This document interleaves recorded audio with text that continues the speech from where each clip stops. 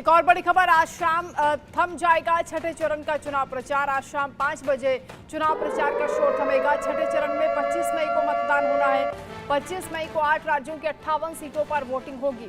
58 सीटों पर 889 प्रत्याशी अपनी किस्मत आजमा रहे हैं। छठे चरण में दिल्ली की सभी 7 सीटों पर भी एक साथ चुनाव होगा। हरियाणा की सभी सीटों पर भी एक साथ मतदान होगा। उत्तर प्रदेश की 14 सीटें बची हैं जहां पर एक वोटिंग होगी। बिहार की 8 सीटों पर भी मतदान होना है। छठे चरण में बंगाल की 8 सीटें हैं। झारखंड की 4 सीटों पर भी वोटिंग होगी। 25 मई को 58 सीटों पर मतदान होना है। छठे चरण को लेकर आज चुनाव प्रचार का शोर थम जाएगा।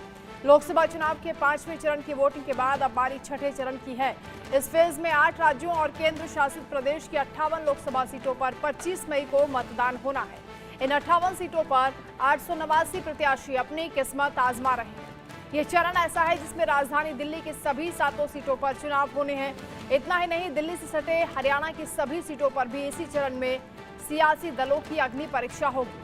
हरियाणा में सबसे ज्यादा 223 और जम्मू कश्मीर में सबसे कम 20 प्रत्याशी अपनी किस्मत आजमा रहे हैं। अधिकांश क्षेत्रों में मतदान का वक्त सुबह 7 बजे से शाम 6 बजे तक है, लेकिन कुछ स्थानों पर समय में तब्दीली की गई है। 2024 के लोकसभा चुनाव में छठे चरण में जिन 8 राज्यों की सीटों पर चुनाव होना है उसमें राजधानी दिल्ली से लेकर जम्मू कश्मीर तक की सीटें शामिल हैं।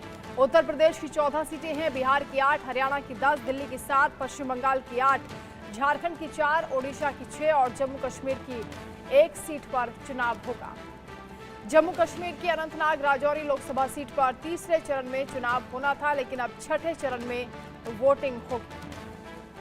छठे चरण में जिन 58 लोकसभा सीटों पर 25 मई को चुनाव है उन पर पिछले चुनाव में बीजेपी का दबदबा था। 2019 के लोकसभा चुनाव में इन 58 संसदीय सीटों में से बीजेपी 40 सीटें जीतने में कामयाब रही।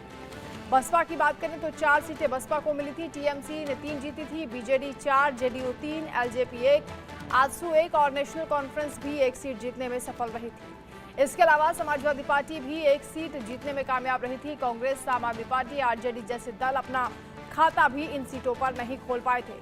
वहीं बीजेपी ने हरियाणा और दिल्ली में क्लीन स्वीप किया था।